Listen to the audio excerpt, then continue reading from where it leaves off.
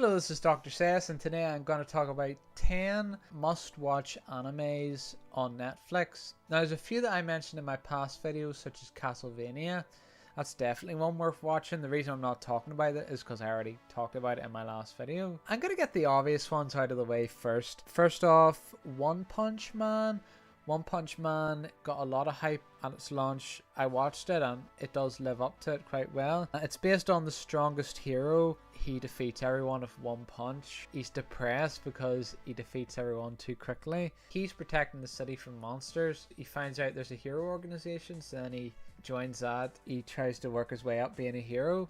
He meets a protege, Cyborg, who he accompanies on his journey. You'd think it'd be really boring because he's so strong. What's the point? But a lot of comedy in Japan, the rest of us, like, we don't understand it. Like that bit when they're like, all the Japanese people go, let's do this. That's supposed to be funny, but like the rest of the world's like, that's just weird. There's none of that in One Punch Man. It's the comedy, it's like it's tailored towards the West, and it is one of the best animes I've seen. It's too bad there's not many episodes for it, but that's a topic for another day. I don't really need to say too much about One Punch Man. If you haven't seen it, give it a go. Another big one is Attack on Titan. This is my favorite one on Netflix. It's about these kids. Their home gets destroyed by Titans, and the main character sees his mom get eaten by one. Titans are big giant monsters who only care about eating humans, so he wants revenge. So then they get moved to a different fortress. The world's just made up of like these fortresses to protect from the Titans from the outside world. Him and his friends join the training camp. They meet new friends. Once he graduates from that, they join like a team of people who go outside the walls to fight the Titans and get resources and things. What I like about Attack on Titan is it's very black. A lot of animes are like, oh, the hero always saves the day. Most modern animes are like nobody dies, or like rarely anybody dies. Everybody dies in Attack on Titan. It's ridiculous, but I like it. I like the realism. There's also like other realistic things, like there's no fat people. Nothing against fat people, but I like that realism because, yeah, food is of a scarcity. There wouldn't be any fat people, you know. It's just the way it is. I think there's a fat guy later on, but like he's rich, so yeah. Definitely worth watching.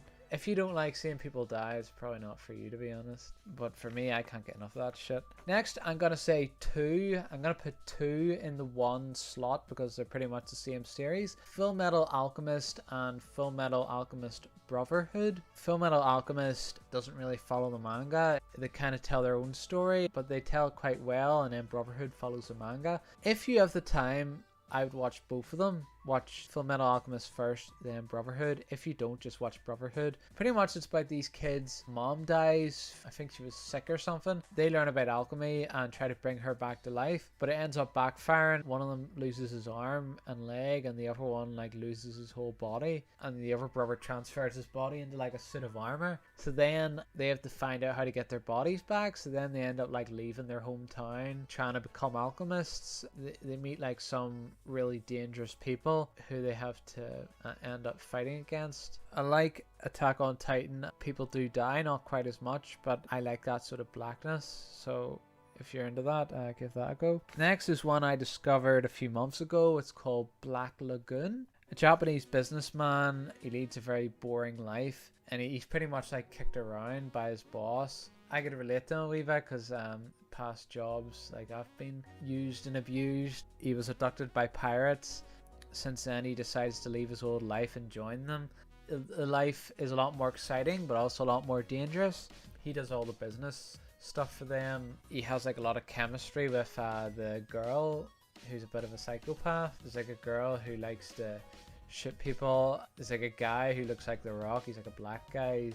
He's pretty badass as well. He's the calm, cool, collected type, but he's also pretty formidable in a fight as well. And then you have this sort of nerdy computer guy. He looks like a hippie. What I like about Black Lagoon is the characters are a bit more realistic. The girl, like usually like get anime where they bring in like a girl, go, I'm the best in the world, and like they're stupidly strong. You can actually believe this girl is tough because she's had a hard upbringing. She's had to fight for survival. So and she has like a sort of psychotic personality, so you can sort of tell this girl is a fighter. The four of them end up working with like the mafia and stuff, and then there's like a female lead of that as well, and she's had a hard life too. I must love my dark animes because there's a lot of people that die in this one, not for the faint of heart. After that, Death Note. Death Note's a big one. All these animes, they're all in Japan and most of them are Japanese students. Anyway, he finds a notebook on the floor with the power to kill anyone. I think he starts off by like killing a bully, and then he like kills like all these like murders he hears on the news. Any sort of criminals like rapists, murderers, real psychopaths. He's also like a genius, so he's able to like use his brain to figure out how to do it without getting caught. But then another genius from the government catches on to him. He tricks him in trying to uncover his identity. So it's interesting, like the battle of the minds back and forth. The character he's fighting against is called L. L kind of knows who he is, but he doesn't really have the proof, so he's trying to like get the proof against him and stuff. So it's really good, the back and forth between the two. But it's funny because the main character, Light, bit ironic the name, he's really good looking, he has a really high IQ. His career is pretty much set, like his dad works in the police force, and whenever he graduates he wants to work in the police force. Like you'd think a guy like that, his life's set up for him, like he wouldn't risk his life. He's very self-righteous, so it's like he wants to get rid of all the evil in the world. He ends up getting a bit twisted in the end.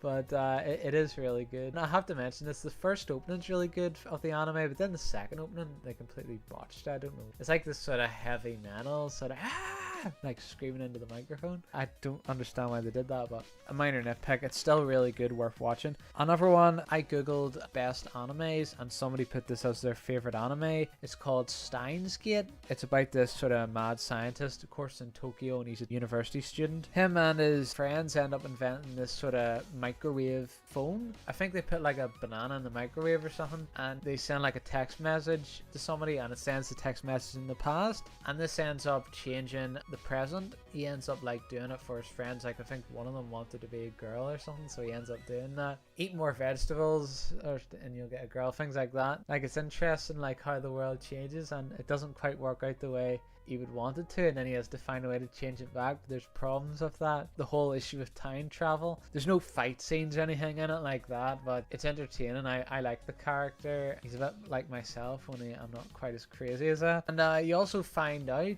when he's changing the past, you find out about other characters in the show, and they're not who you think they are. One of them ends up being like a killer or something. Just watch it, it's really good. After this we have Kogios. My cousin Michael, who plays Apex, recommended this one to me. If you like Gundam, you'll love Kogios. Of course, it's a teen in Tokyo, yeah, whenever. Gets a Sharingan from Naruto, so he's pretty much Sasuke, and he can make people do whatever he wants. There's a limit to it though. You can only use it on each person once. Of course, he has a very high IQ, and he's able to like get his way out of basically any situation. He ends up leading the Japanese rebellion against Britannia, because Britannia is like, they're like an English colony who have overtaken Japan, and Japan, there's like a small group of terrorists who want to get their country back. He becomes the leader of them, and he helps fight. His dad is like the leader of Britannia, so it's really good. He has like a double life. Like one life he's a student and he has to trick everybody into thinking he's like not doing anything suspicious, and then the other side of him's like the leader of this terrorist organization. After this, my brother introduced me to this one. It's called Eryst. Pretty much it's this guy, he's a bit of a loser. He kind of lives with his mom. He works at a pizza place. He's like sick of life. He doesn't socialize with anybody. He comes back home and his mom's murdered, and he's framed for the murder. When he gets caught by the police, he like screams in a panic, and he suddenly gets transported to the past. Then he finds out he can go into the past, and he can change the future. It only sends him into the past when he's like a kid at school, and when he's at a kid in school, you find out about these girls who end up getting killed. He knows who the girls are because in the future they were in the newspaper, so he tries to stop these things from happening. Like he follows them about, and in the process he's trying to find out like who killed his mother. Another one I liked is called Tokyo Ghoul. You guessed it, Tokyo teenager. He's like no confidence. If you watch my video where I talked smack about Neon Space Evangelion. It's the same sort of guy. He's not quite as bad as that guy, but he's still bad. Like, I don't like the main character in this. Goes on a date with this girl and he wakes up as a vampire. It ends up like he can only drink blood for sustenance. Of course, he gets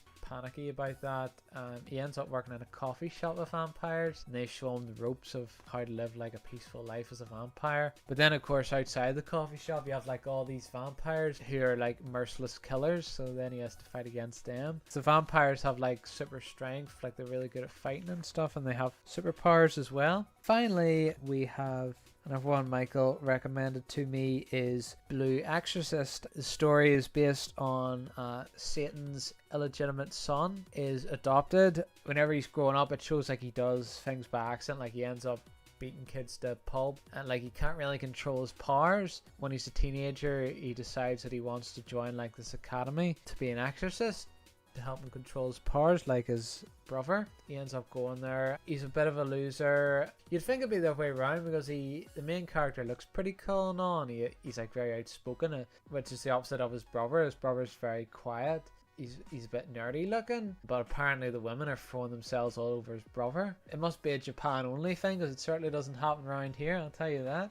Or else I'd have women all around me. He ends up becoming an exorcist. The whole series is him and like being trained to be one. He meets friends. Fight scenes are really good in it. If you're religious, probably not one to watch, but everyone else, yeah, go for it, watch it. That's the end of my Netflix series. I'll probably make another one of these maybe in a year's time or so, whenever I've watched a lot more animes on Netflix, and hopefully this video ages well, but it probably won't, because in a year's time Netflix will probably take at least half of these animes off their website. But at the moment, if you've seen this video, give these animes a go. The ones I mentioned first, go for those first, and then take it from there. Let me know if there's any must-watch animes I haven't mentioned. Hello guys, hope you're having a fantastic day. If you enjoyed the video, make sure to leave a like and to subscribe for more videos. Bye!